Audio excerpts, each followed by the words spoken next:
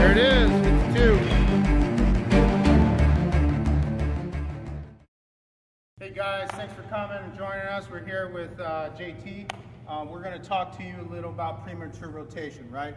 The building block to premature rotation obviously is what we don't want to have happen is top heaviness. And once we get top heavy, then we're going to premature rotate, right?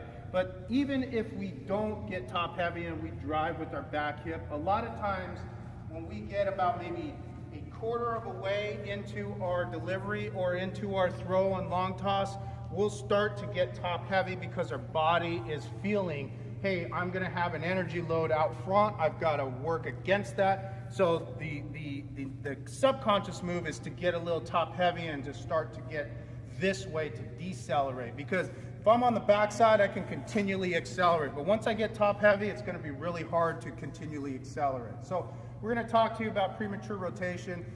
This is the quintessential thing that destroys all pitching efficiency, gets you wild, loses velocity, a whole meal deal, right? So the key here, it's gonna probably break down for most guys somewhere in this range into foot strike. Make sure that your hips are pointed at the corner, so as a righty, third base, lefty would be at first, into heel strike. That's the #1 goal right here, okay? Go ahead. Hips pointed to me the entire time. Not bad. Obtain. First time. Give me some, all right? Did you feel the harness? No. You didn't, right? Let's back this thing up a little here.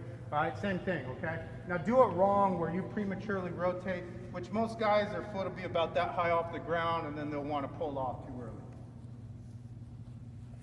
There it is, okay? I'm sure you guys saw that at home, but now let's do it the correct way. Keep your hips pointed at me into heel strike and you'll be set. Through heel strike. There it is, very good. Come on back up onto the mound, okay? One of the tips on the mound is, because we work on slope, we have to keep our head and all of our weight up slope and over our backside, so we're continually creating ground reaction force into our foot strike. The key here is making sure that we create this line rather than this line from head to toe. On the back end, if you're doing it right and you're not prematurely rotating, you're going to have what we call a power sail. This would be the head, this would be the back foot. The more angular curve or arcing you have with this line over here, the better dude you are, okay? So let's try that right here. We just keep our head back into heel strike with our hips pointed, same thing as in the throwing. Not too bad. You feel yourself pull off? Yeah. Right? If you listen to when he releases the ball and when his front foot hits, you'll hear if it's actually done correctly, right? Decent, okay? After your front foot hits is when you should release. Really concentrate on doing that for us here, exaggerate it. Give us a good difference there. Front foot and then release.